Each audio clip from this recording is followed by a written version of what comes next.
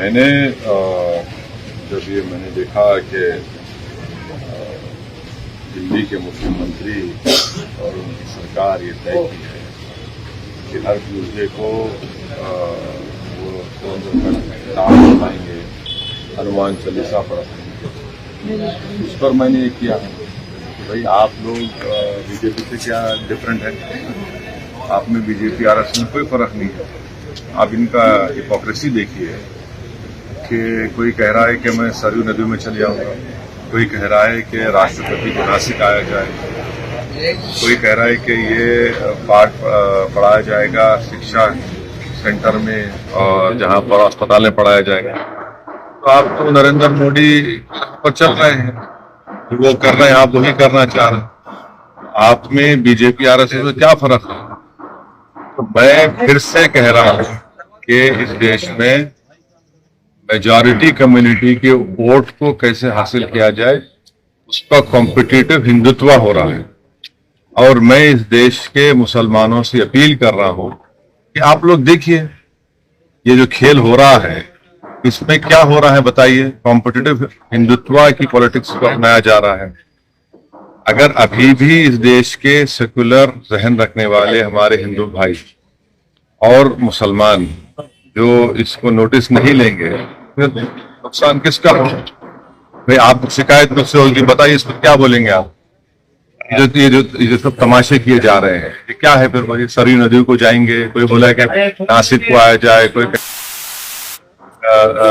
ये पाठ पढ़ाया जाएगा और हनुमान चालीसा पढ़ाया जाएगा स्कूल्स में, अस्पतालों में। क्या हो रहा है फिर ये।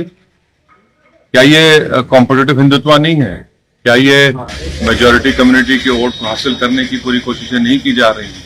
फिर कहां पर सेकुलरिज्म दफन हो गया। सर अभी राम मंदिर के दर्शन के मसले पे भी कांग्रेस पार्टी के लोग मकर संक्रांति पे दर्शन करके आए, कहे 22 तारीख को नहीं जाएंगे मकर संक्रांति तो, लेकिन लोग दर्शन करके आए।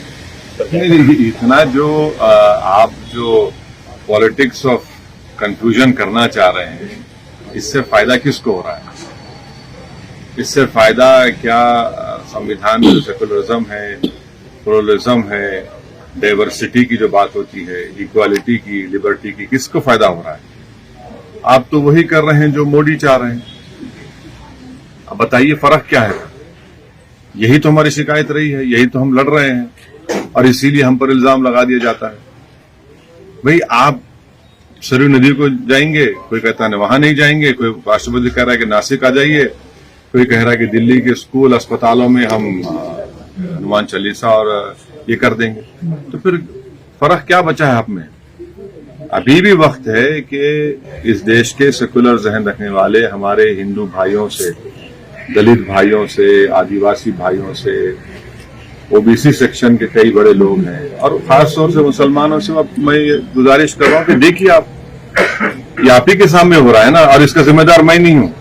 सर राहुल गांधी एक नई यात्रा शुरू कर रहे हैं, ये निकले हैं तो अब देखिए क्या होता है। तेलंगाना में सरकार बना ली, तेलंगाना भी आज से यात्रा करके नहीं, चलिए देखिए यात्रा कर रहे हैं, चलिए यात्रा की उनकी यात्रा है, उनकी पार्टी बोलेगी कितना फायदा होगा नहीं होगा, क्या होगा नहीं होगा, ये तो आपको हमको मालूम हो जाएगा।